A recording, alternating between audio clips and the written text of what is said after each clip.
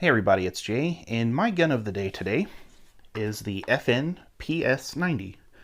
Now this is a semi-auto, rifle-length, civilian legal version of the FN P90. And I've been thinking a lot about 5.7 lately, which is why I grabbed this, because of the Ruger 57 that's just come out. And I really want to get one. I was tempted for a long time because I already stock ammo for this to get a 5.7, but for a handgun, they are generally over $1,200 is what I typically see them for. And it seems pretty pricey to me for that particular gun. So with the Ruger 57 out, I'm really interested in getting one. But right now, if you buy one, I think for the most part, you're getting one for an early adopter tax. A lot of times I'm seeing them for between $700 and $800. And I did find one website that had them listed for about $600, which is more my speed, but they're out of stock right now. So I'll wait until that calms down a little bit before I pick one up. But in the meantime, I wanted to talk about my PS90 because I don't think people talk about them very often. And I think part of that is because there's really not much more to say than what's already been said. But this is definitely one of those guns that I have because, for one, it's in every video game ever. It's in a lot of movies, and it's really cool, I think, that they are obtainable on the commercial market in the United States. So for all of the misgivings you could have about the 5.7 cartridge itself being a viable defensive round, I'm not here to make that argument.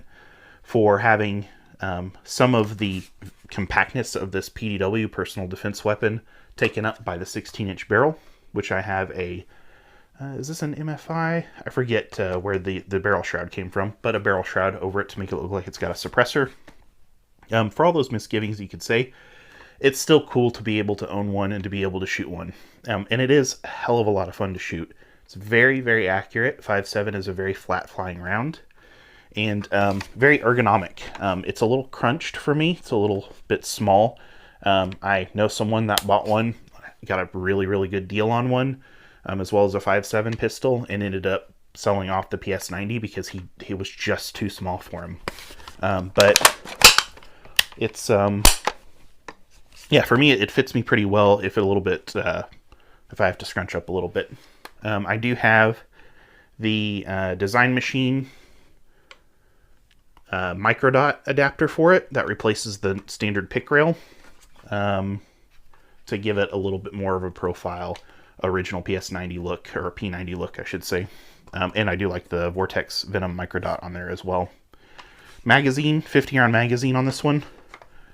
Basically, to unload it, you push these levers in, pull up, pull away, load it back down, smack down, and you're ready to go. Also, apologies if you can hear my wife in there. She's in there swearing at the Division 2 right now. So, bottom eject.